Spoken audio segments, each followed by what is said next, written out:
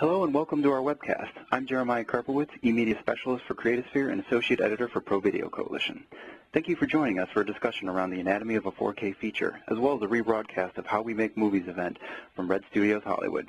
Recorded in front of a live audience, director Jeremy Torrey and colorist and DI artist Gary Jackamuk discuss the benefits and challenges of creating a 4K workflow for their film, Path of Souls, while adopting the latest technologies to finish the film remotely. We'll be talking live with both of the presenters and also taking questions from the audience. We have just a few announcements before we begin. The slides will advance automatically throughout the presentation. To enlarge the slides, click the Enlarge Slides link located above your presentation window. Should you need technical assistance, click on the Help link.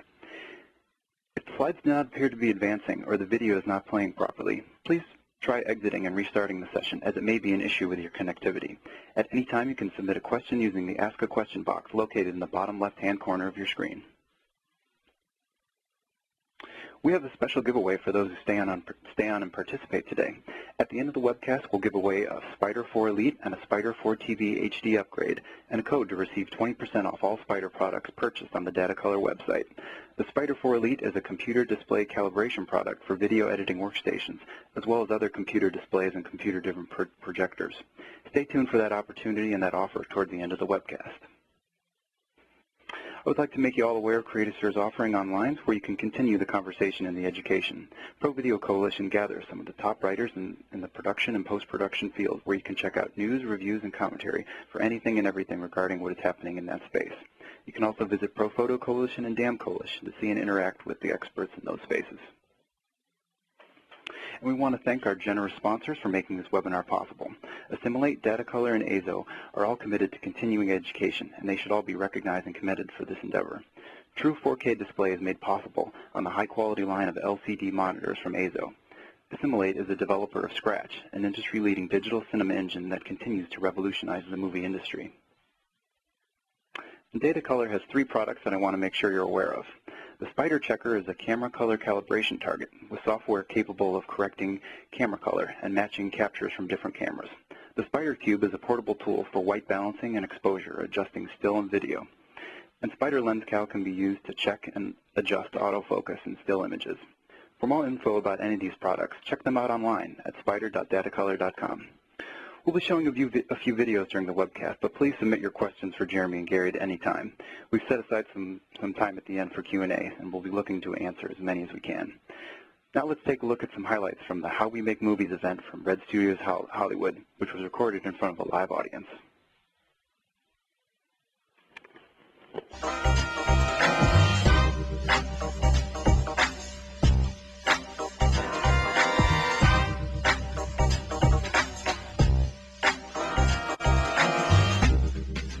This episode of How We Make Movies was shot in 4K before a live audience at Red Digital Cinema Studios in Hollywood, California.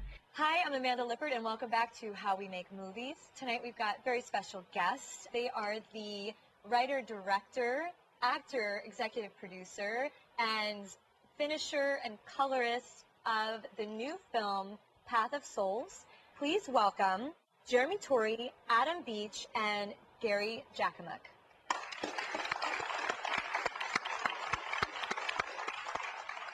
Can you tell us a little bit about the story and what inspired it? What I wanted to do was have this white character who could take us into Native America that's not so separate or as exclusive as you might think it is. Which camera did you use? I own 3 Reds. 2 of them are Epic cameras with the new sensor. And we were actually the first film in Canada to shoot with those sensors. Why did you choose 4K? I think a lot of people have seen the proof of how beautiful 4K resolution is. And for me, I wanted to capture as much that we could. Jeremy needed a 4K finish for the 4K Film Festival. And Jeremy had already done work in the Avid, and it was all HD, but he wanted it at 4K. So I have experience with film finishing and visual effects, and I said, sure, I'll do it. He sent me 8 terabytes worth of data on 3 drives, and I just put it together in my home studio. In LA? Here in LA. And then you were based in Canada So giving all the notes and everything. We worked back and forth over Skype and text messages and phone calls, but actually tonight's the first night we've met face to face. Since he's 2 hours ahead, it was actually quite nice, but by the time I went to bed, he was getting up with his kids and has his notes of what he needed to answer back to me. What does finishing exactly mean? Traditionally, when movies were shot on film, they would digitize it into video format when the video revolution came around and edit at low resolution because that's what computers could do at the time. And then they would always go back to the actual negative and put it all together at high resolution, the best quality you can. Finishing is still that same process, but it's going back to the original photography. In this case, red files. So even though Jeremy had edited with transcoded proxies or versions in HD, he wanted to go back to the original files, the original red files that had all the color depth, all the resolution for the screen. And I was able to bring out densities and clouds that were so subtle that really made the film pop once it was on the screen that you wouldn't have gotten with just a full HD finish. So you're the genius behind it all. So you did the color and the finish. Yes. And all the Blu-ray and DCP for 4K for Berlin and 2K for Cannes. And you used a program called Scratch by Assimilate. It's a whole tool set for actually finishing a film. Everything from on-set dailies to color grading, visual effects, compositing. It's a whole tool set for actually finishing a film. So you can start in it for your dailies and transcoding and do your final color grading. It's got multiple layers, and it's quite affordable for an independent filmmaker. Color grading is the final depth of the film. You know, what you shoot has the resolution and has the information in the image, but you can take it either to the red tones or the blue tones and really bring out more emotion. And just as in editing is the final writing of the script, color grading is the final tone of what you see visually, just as sound and music adds that to your ears. We're going to take, it's a part of our plan. 4K we're going to take to the reservations and we're going to show it to our people. Our people will not only embrace the film, but they're going to pay money to see it. They're going to pay for VOD. They're going to pay for Blu-ray and DVDs, hard copies.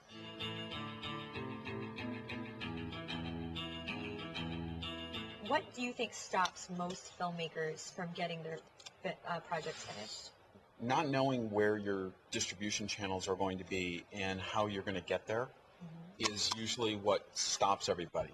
2K for theaters who can't do 4K, HD, standard def, web distribution, VOD, all comes from that highest level finish, being at 4K. And so many people are so scared of 4K, and it really is just, consider it like a can of soda and a 2-liter. It's really not much different. Same content, different same size. content, different size. Got it. Space is not an issue anymore. You know, those drives are a couple $100 at Costco.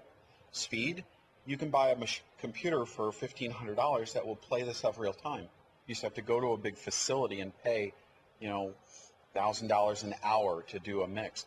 Nowadays, there's people who have the same professional setups at home. So independent filmmakers do have a little bit more of a luxury. They may not have the budget, but they have the time and the passion, and you can come up with the same, as Ted said, the same quality, the same look. What do you think most filmmakers forget when they're budgeting a film? The biggest thing that independent film people don't think about is how are they going to get it from their low res or their version on their computer out to somebody else, be it audio, be it, you know, graphics, be it color grading, etc. They don't think about that aspect of it, and it's a big missing gap. This may sound like an awkward plug, but it's not.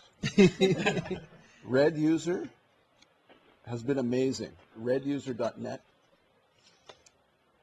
That's anything you want to know about Red, what's going on, what their developments are, the latest technologies, finding people like Gary and all the great people that, all the staff, all the infectious staff that are at Red, it is a family, and you become a part of it, and you just want to be able to be associated with it.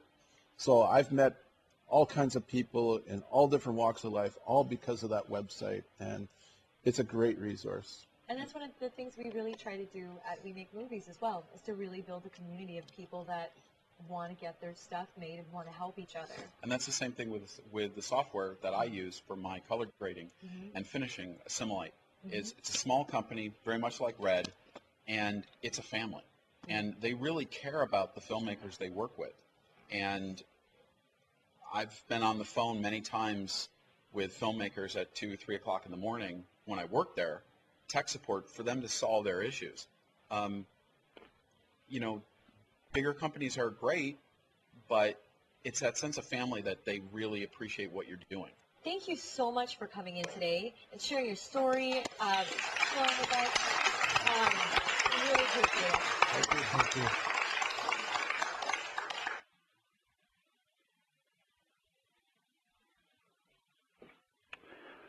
So that should give you a pretty good idea of what the event was like. And of course, you know, if anybody has any questions around that, please feel free to submit those now, and we'll try to get to those when we get to the Q&A portion of the webcast. But now I want to introduce our two co-presenters who were, of course, at the event, but they're also here live to share their insights and expertise with us. Path of Soul's director, Jeremy Torrey, has produced, written, directed, shot, and edited more than 100 hours of network programming for national broadcasters such as the Aboriginal People's Television Network, the Canadian Broadcast Corporation, CTV, and PBS. He is president of High Definition Pictures, Inc., Chaotic Creative, Inc., and Digital Motion Picture Company Limited, bringing together some of the most successful and creative entertainment professionals working in the industry. In November 2010, Jeremy won Best Director Award at the 35th Annual American Indian Film Festival in San Francisco for his feature film, A Flesh Offering, an interprovincial co-production with Quebec. Gary Jacomuk, Path of Soul's colorist and DI artist, also joins us today. Gary is a Los Angeles-based freelance colorist, conform editor, dailies pipeline operator, as well as visual effects compositing supervisor. With a long career in the industry, Gary has worked in visual effects for Digital Domain, Rhythm and Hues, Disney, as well as in post-production for features from Universal, Warner Brothers, Walden Media, and Fox.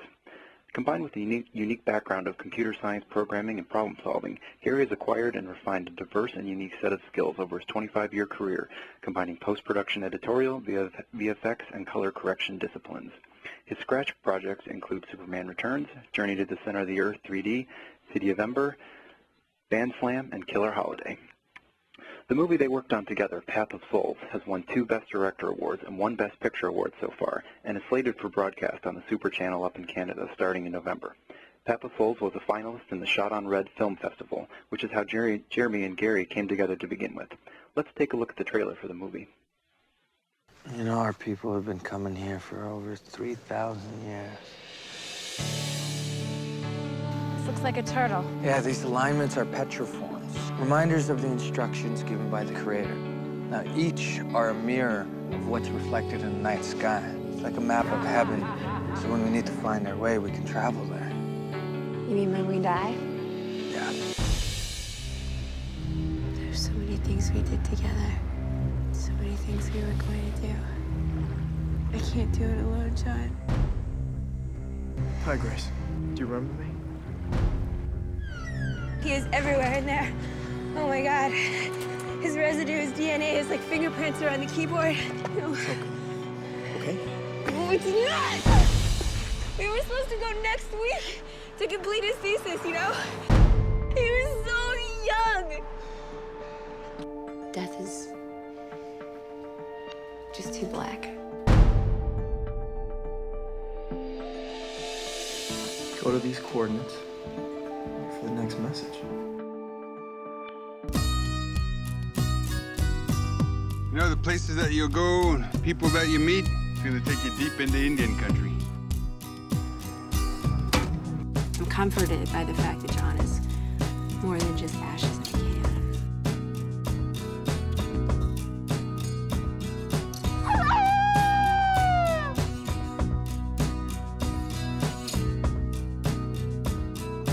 go to the dream world. That is where all possible realities exist.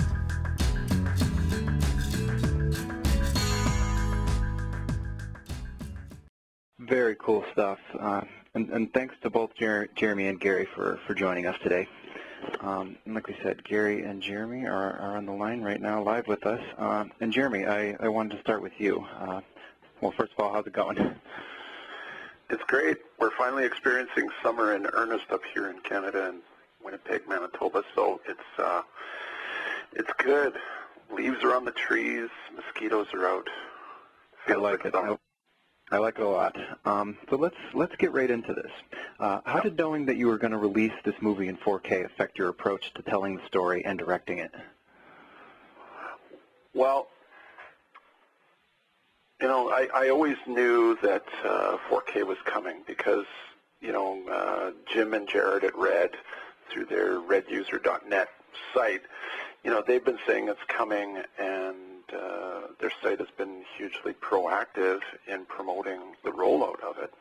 You know, of course, Sony has, you know, recently been trying to brand itself as the 4K innovator, but it's really, I think a lot of the credit has to go to Red. That said, obviously it's great that, you know, a huge company like Sony is deciding to get behind it because they can do so much more to promote it.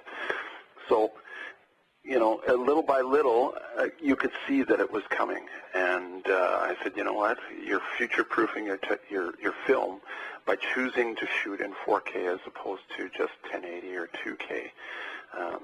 That's where the standard sort of is now, but of course there's all kinds of exhibitors across North America, including Canada, that are showing films in 4K, and in fact we screened at Berlin in February. That's when we just had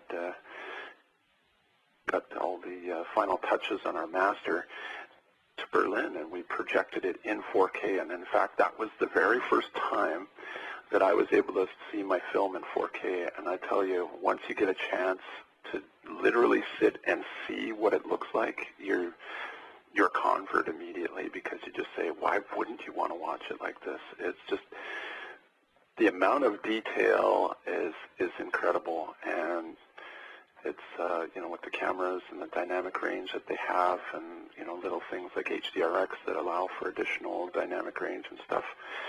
It was, for me, it was an obvious thing to do, and I guess part of it comes back to the fact that I had been one of the, you know, I guess one of the original people to get into Red through the Red One, and then went up to the Epic M's, and we ended up being, you know, the first to actually shoot anything in Canada for an actual paying project in 4K with the Epic. So then we went into pre-production and production on the feature, and you know, it ended up being just this great tool, because most of our film was exteriors, as you can tell with the film.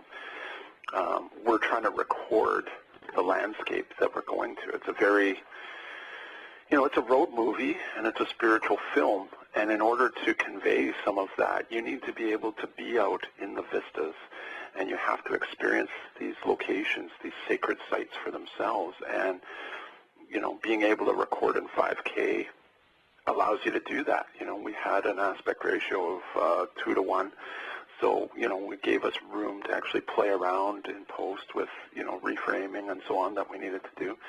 But, you know, for me, it was always going to be 4K, and I absolutely do not regret doing it. Very cool, very cool. So what can you give an example or two of what you learned that you didn't expect going into this, and whether that's good or bad from doing 4K like that? Well, I think the biggest thing was we just didn't quite realize how much data we were going to chew through, and therefore the you know, ancillary requirement of drives when we're doing that. I mean, that was at a time, you know, this was fall of 2011, and so it wasn't that long ago, but if you remember, Red had these flashcards, which you could record a maximum of 16 gig per card. So at that point, we had 128 gig SSD cards, which was amazing, especially when you're looking, okay, you're recording 5K, 2:1 with 6:1 compression, which was the same that they use for Spider-Man. So I figured, well, if that's good enough compression for them, it's good enough for us. But then when you turn on HDRX to give you those extra few stops to play with, you're basically doubling your data tracks. So 128 gig, you were burning through 20 minutes of, we thought, oh yeah, we're going to be able to shoot for a few hours, not have to change anything, but the actual recording time ended up being 21 minutes at 128 gig. And because we were shooting 2 camera, you can imagine, it's, we're churning through like well over a terabyte a day, and that was something we didn't anticipate. But, we made the adjustment. We kept swapping out RAID drives with the DMT, and, because he was in the camera truck in his own area, and he was just churning the stuff out, making the master copies and then the backup copies on separate, portable drives. And, of course, we used our 3D manager for that to make sure that we had the copies done and everything. And, that was the only thing to me that was really sort of disconcerting. And, of course, you never know, right? I mean, it says with the check mark, copied great, and then you get it in. And I guess one of the other backups that we did have is we transcoded everything from Red Cinex into Avid 175 10-bit.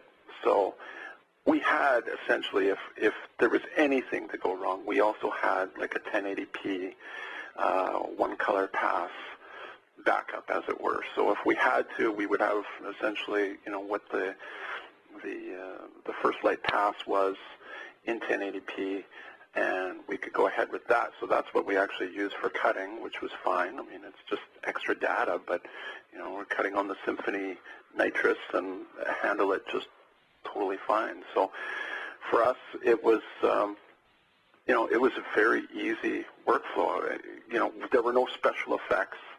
So, that's where I guess some things can be a little bit more expensive for other projects. But for us, as a straightforward drama, road movie, it was a very, very flawless process. And I guess I should be knocking on wood for that. But because you can hear, obviously, there are those nightmare stories out there. But we did everything right. We knew what our end game was going to be, and we sort of went backwards from there. So it was really good. And then, of course, I was put in contact with Gary, and everything we did was remotely, and it was a fantastic experience.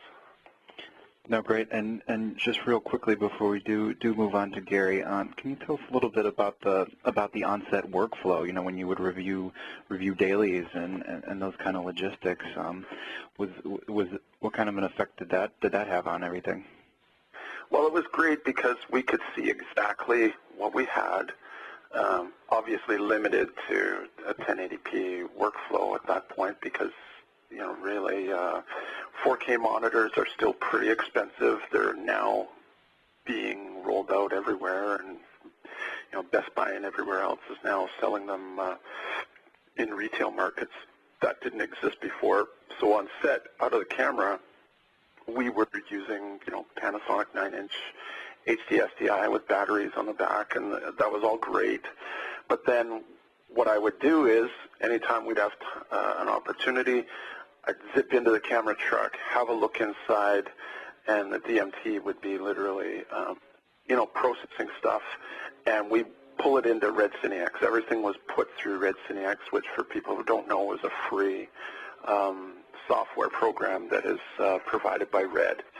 And, basically you've got your workflow tools right there. So you can do everything from resetting your white balance to, playing with your saturation, your contrast, all of the tools that you would need for essentially a one-light pass. I mean, you can obviously go much, much deeper, but for our purposes, we had the Red Rocket in there, so we were able to play back real time with our, guide track audio in there, and we were able to see performances. We would be able to check continuity for some things because it'd be like, okay, we're moving so fast. I saw what happened here, and you know, if we needed to do something like that, I was able to look immediately right there, and that was really, really cool. Great, great. Well, and I'm sorry for not specifying, but as we were discussing, we were watching clips from Path of Souls that Gary pulled together for us, and that leads us right over. Gary, thanks for joining us today. How are you doing? I'm doing really well. Thank you. Excellent, excellent. So before we get into it, we wanted to show the audience your workstation. As Jeremy said, you know, Gary was working remotely on this. So this is where it was all possible, and how we put it together. You want to tell us some of the details around this workstation, Gary? Yeah, this has been building up for the past few years, and what you can see at the top of the screen, I've got two monitoring stations. One's a plasma, and a Panasonic Plasma THX certified Rec 709, and the other one is just a Panasonic LED for kind of QC for doing Blu-rays and other things when I use it. The main workstations that I use are from Global Store, the Extreme Store, and the one that I did most of the work for Path of Souls was the 12 gigabyte of RAM and just a Windows 7. But the nice thing about this Global Store is it has an internal Eureka RAID, so it can play back very high-resolution images real time. It also has a Quadro 4000 card with SDI output, which then I run through a SDI to HDMI converter directly to the plasma for monitoring. The other Global Store is a beefier in RAM, but it only has a RAID 5 external Sans Digital SAS array with GeForce graphics. Both do really well, but the real-time is where real-time stuff I get from the Eureka RAID. Monitoring is from the Panasonics, and it's a THX certified, Rec 709, calibrated, and my monitors there are the Dell 2413 24-inch monitors. Chose those specifically for the fact that they're calibratable to and have built-in LUTs. I love the Spider, but Dell decided to go with the X-Rite. So the X-Rite calibration actually talks directly to the monitors specifically. I do use the Spiders, but for these monitors, I get direct interface with the X-Rite. And then I have a mixer and studio monitors, and the last machine I have is just a Dell XPS for collating my Blu-rays and DCPs running. Some people don't realize that a DCP, when it's encoding, a 2-hour encoding can take over a day. It's quite a bit of a process to encode into the JPEG 2000s and then the MXFs. Everything you need's right there, huh? Yep, that's right there. Very cool, very cool. All right, well, let's jump in, and Gary's going to show us how he made this happen. So now let's take a look at the setup that we used for the Path of Souls trailer and the feature, but we're going to actually take a look at the trailer in this case. So I'm currently on my Dell Alienware laptop, so we're not going to get real-time playback per se, and our footage is actually sitting on a USB 3 drive. So first thing we're going to look at is the project settings. So I'm going to click down on project settings, and you could see our project format is 4K DCI full. So those of you who have done digital cinema, you know that 4K for a DCP is 4096 by 2160, and our frame rate is 24 frames per second. If this was a 2K DCI full, it would be 2048 by 1080. So now that we've got that set up for the project, we know that our output, our default output, is going to be at 4K. And we're going to go back to our session, and we're going to step into the project. And as the project loads, going to come over to the side and take a look at our set of constructs and groupings. So we have a reference QuickTime, we have the actual trailer with some overlays, and the overlays are the text elements, some generic graphics that were loaded, and I've gone on and preloaded the R3D files onto this construct. So if I scroll over, you can see all the different individual R3Ds that were used in the trailer, and there was much more used for the feature. So if you look at the first two slots or events, you can see that the first R3D, by native, it is 4480 by 1920. And the second one, and all the other source footage to the end, is actually 5120 by 2560. So we have two different sizes of reds. I think this one may have been shot on a red 1, but we all still have to make them all fit into 4K. So what we can do inside of Scratch is our output is 4K. So I'm going to step into the construct. I'm actually going to go back to our first shot on the timeline. And if we step into the process node, we can see what over here to the right hand side of the screen, shot framing. Now the shot framing allows us to automatically scale the image to fit a particular size. So you notice that this framing of this particular red file, it fits in the vertical but not in the horizontal. So we can actually tell it to fit width. And I'm going to go to the next shot, the first frame of the next shot, and you'll notice that not only does it not fit in the height, it also does not fit in the width. And that's because this was shot at 5K, where the previous shot was probably shot at 4K on, I think it may have been the red one. So what we can do is make sure that all the footage on the timeline fits by just telling it to fit all. Say fit width, turn on all so it applies it to the whole construct, say fit width. So now we've got this shot that fits, and you'll see this one fits as well. I'm just using the last frame of the first element and the first frame of the second shot.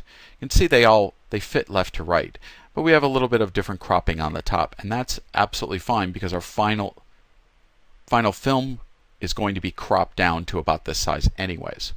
So even though the original footage was shot at 4K and 5K, and we've got an intermix between the two, we can make sure that all these shots, I'm going to just step through really quickly to the individual shots, you can see that they all fit within the frame, the 4K frame.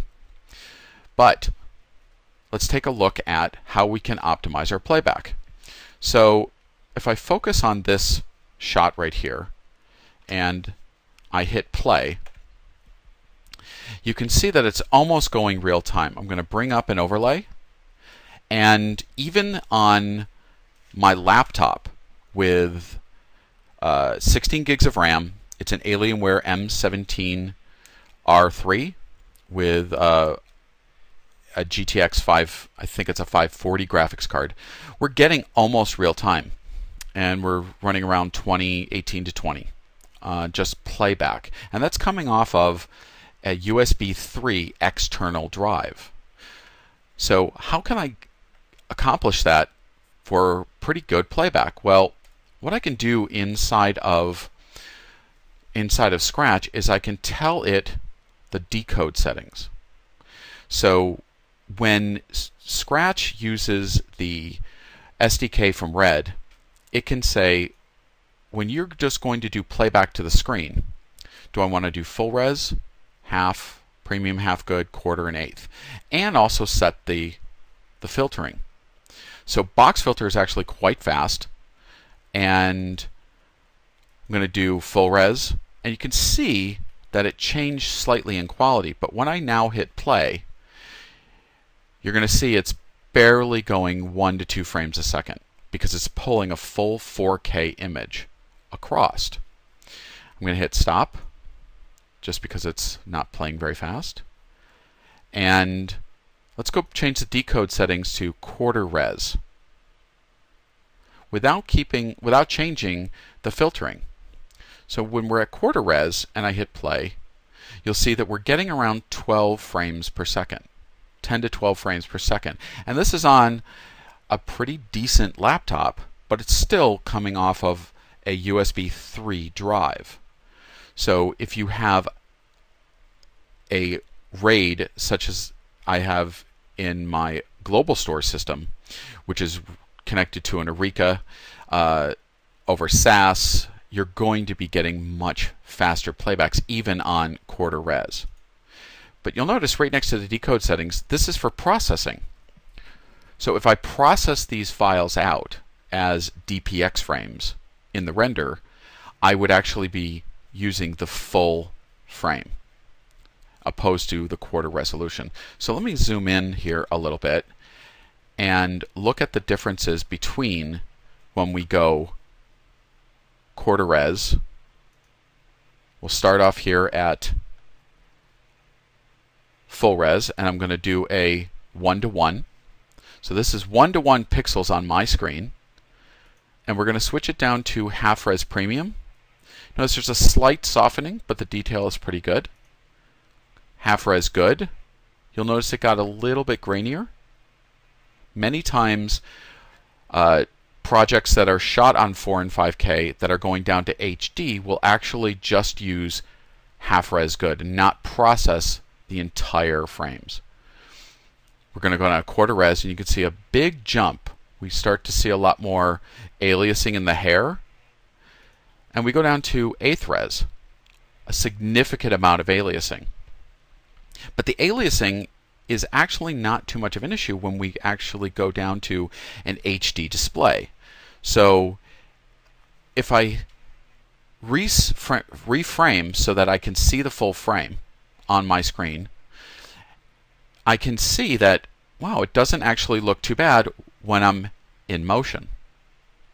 And even at this point, I can go into my color grading and I can actually start adjusting my color grade. And you can see I'm still getting 19, 20 frames a second, just below 24.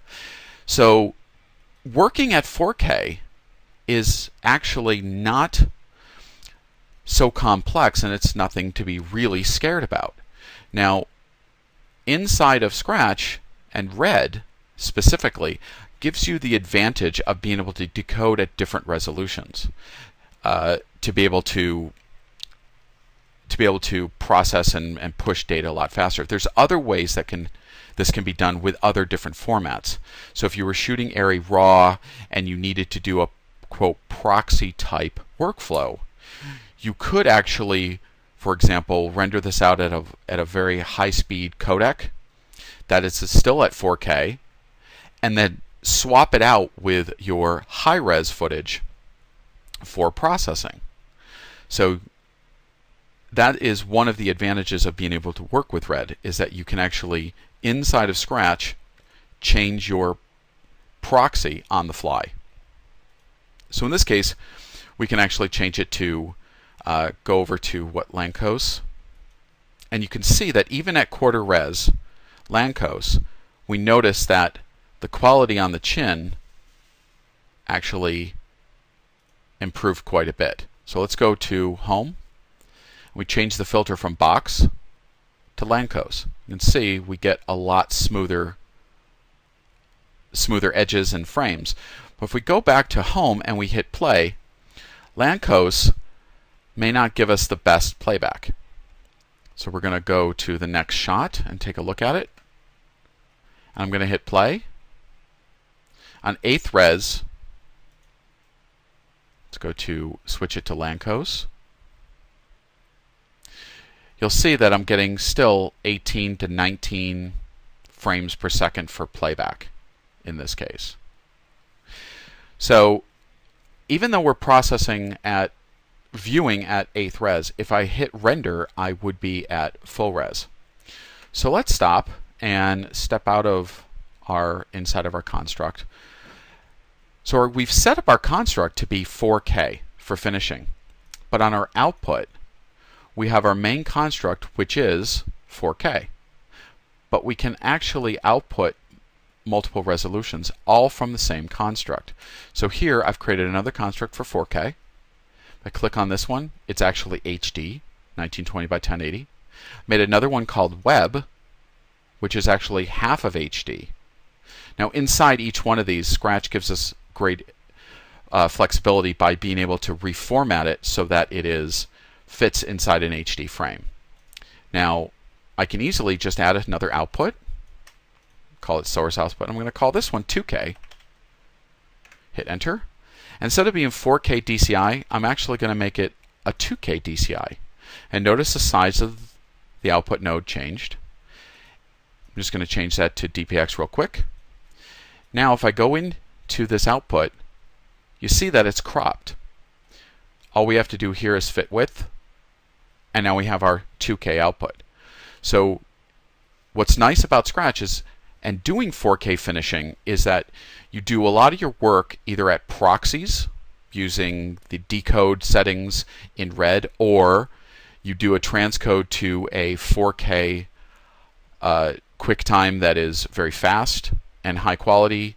You can use other different formats and set up your basic color grades and your other settings for your finish all at 4K, and then swap it out with the high-res final imagery.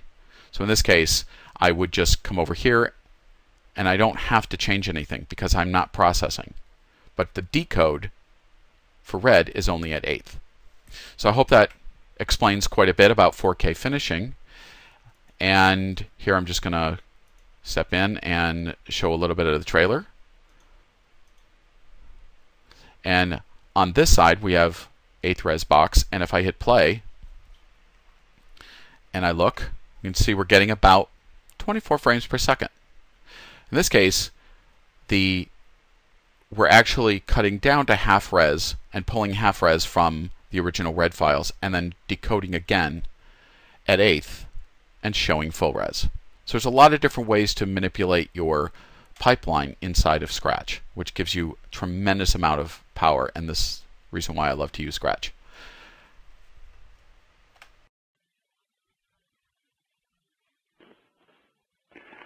Well, thanks so much for taking us through that, Gary. And with that, now we're to the question and answers, where we're going to throw it open to you guys to see what you guys want to ask Gary and Jeremy.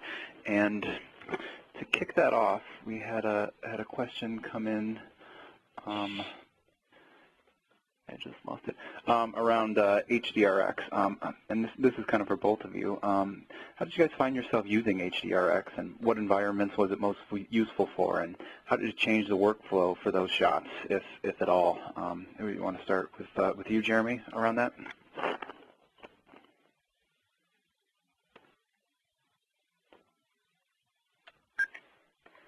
Basically, what it came down to was, any high contrast scenes, we thought, let's use HDRX.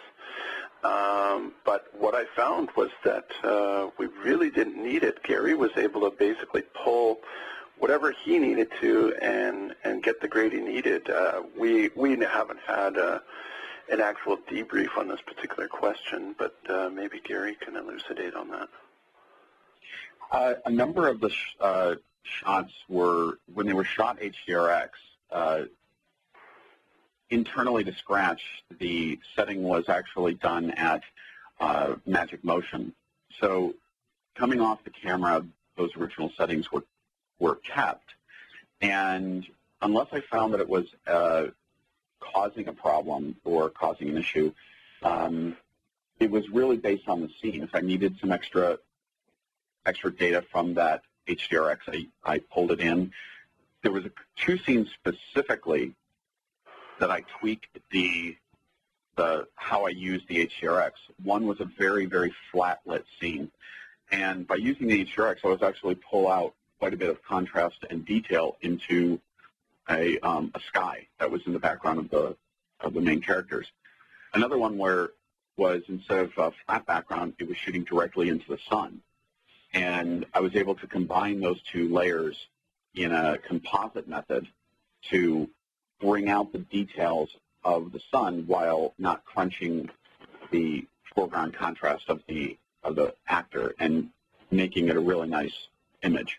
So it's really a scene by scene dependent, but it does increase the amount of data space that you're going to be storing from your RED files significantly.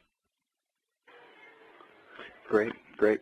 And we had a question come in and around kind of the logistics around Scratch, where Kyle was asking, can Scratch do 3D, 4K, 60 HFR? Gary, can you speak about those? I think that 60 FPS. Did he mean? I think he probably meant frames per second. There is no limitation really in the software for Scratch for resolution or speed. It's all really dependent on the hardware. Some hardware, for example, the NVIDIA card that I currently use will not go out 4K. It's a limitation of 4K of this card. But there's other manufacturers that I believe do support 4K, including Bluefish and that Scratch supports.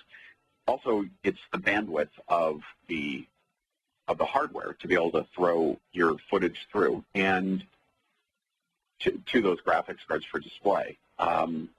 So internally, Scratch, I don't believe that there is any sort of limitations, but the people over at Scratch can actually give you more specifics. It's going to really depend on your hardware. Great, great. I got a question from Ryan, who's saying that he's made 2 films on RED cameras. I just lost it. Let me find that again.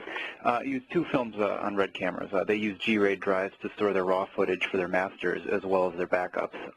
What did you guys use, and what do you think are the best drives to use for storing RED footage? That's a good question. Answer that first. Yeah, go ahead. No, you go first. Oh. Off the top of my head, I think we were using Seagate Barracuda Blacks or Western Digital as well as just your raw drives that we rated up. I think it was as long as the spin rate was good, and I think it was SATA 3 at that point is what we were using. And everything we were doing was via eSATA transfer. That's how we were processing everything to the external drives and so on. Because if you just used a FireWire drive or something like that, you couldn't keep up. eSATA seemed to be the best. To the top of my knowledge at this point, I don't know whether there's better solutions. There could in fact be, but as of what we were using at the time, that's what we did. And we processed everything internally on Mac Pros, by the way, and as a desktop, and then edited everything in Symphony Nitrous, also on a Mac. So that was one of the things that Gary was using PC on the other side, but everything, EDL, all of that stuff translated perfectly. Footage, no problem. I know there was another question related to being able to do QC on that stuff. I mean, we were playing back the original R3D files within Red CineX. Of course, we're being limited to viewing it in real time on, the Apple Cinema display monitors, but we were able to see right away if there was anything wrong with any of the images. There was nothing wrong with anything that we shot, and that was one of the things we would do, is we would play back, each take of every shot and make sure that aside from the data copy that it was playing out all right, and we never had any problems there. Internally for the finish, Jeremy copied all the original footage over to 4 terabyte Western Digital drives, and I copied them to a CineRAID, a 4-bay CineRAID with using USB 3. So it was RAID 5. So I always had 2 copies of the footage at any point in time. So when I was doing the color grade, I was actually reading from the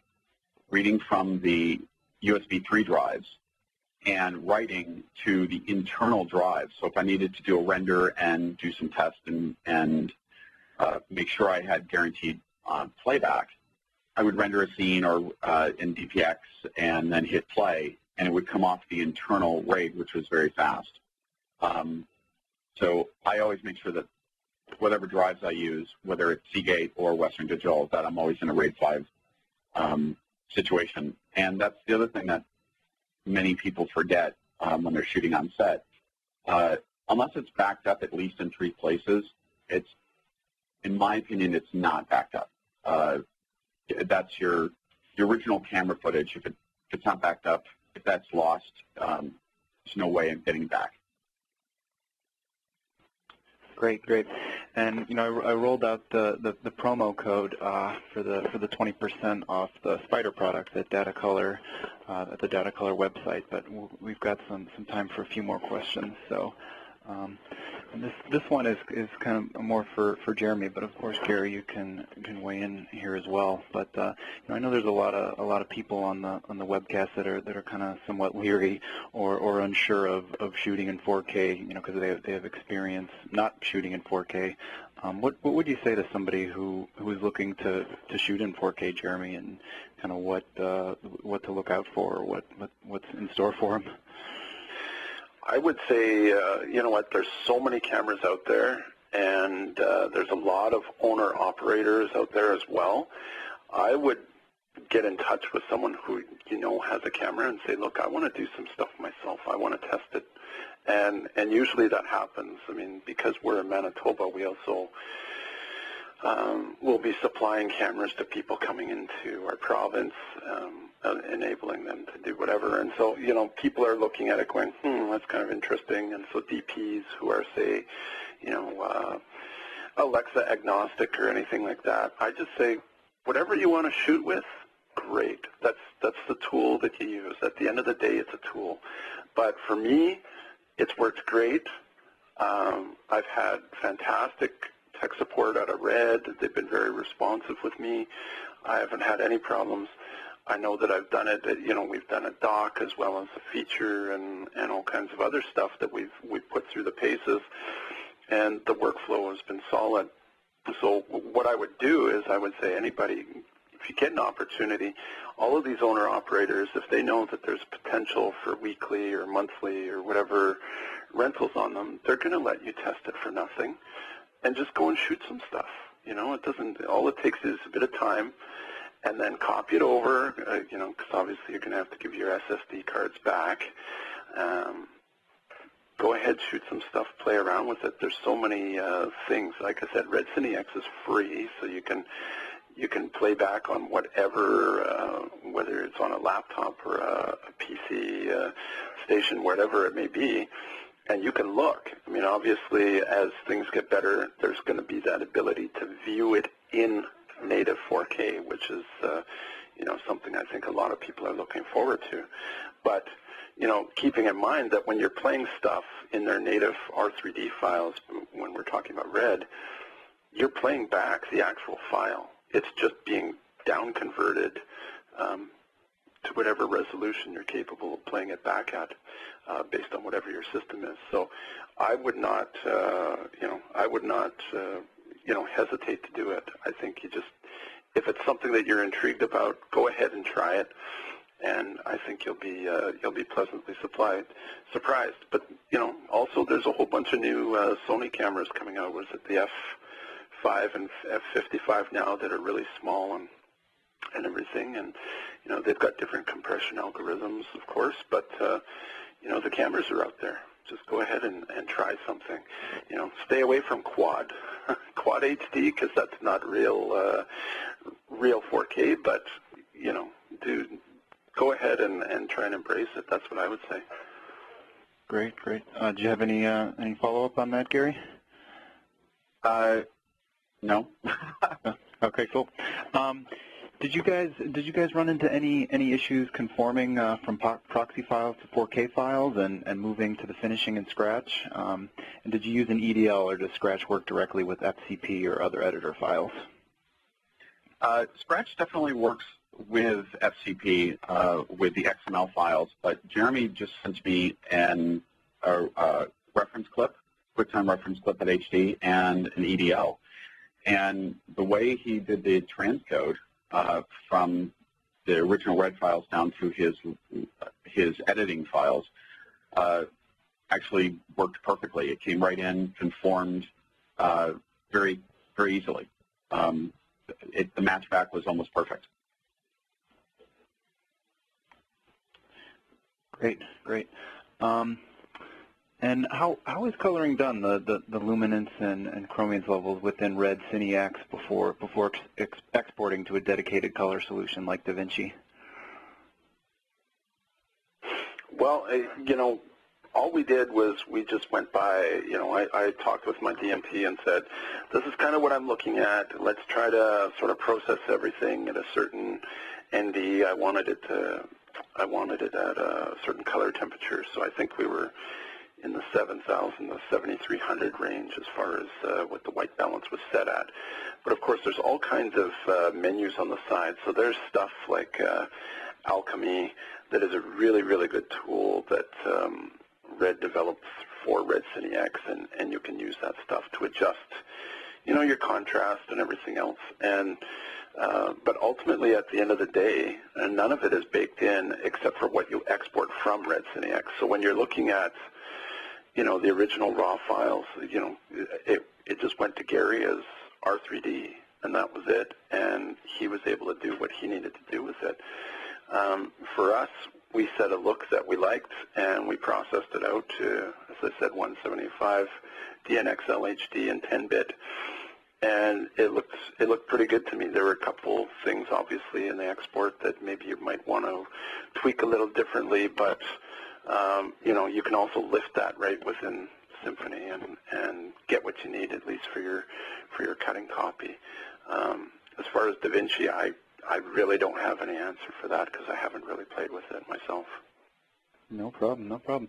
Okay, well, we are just about out of time. So as promised, we're going to announce the winner of the Spider 4 Elite and Spider 4 TV HD upgrade. And please note, you know, I had that other slide was up before, but the code to receive the 20% off from the spider.datacolor.com website is 4K video.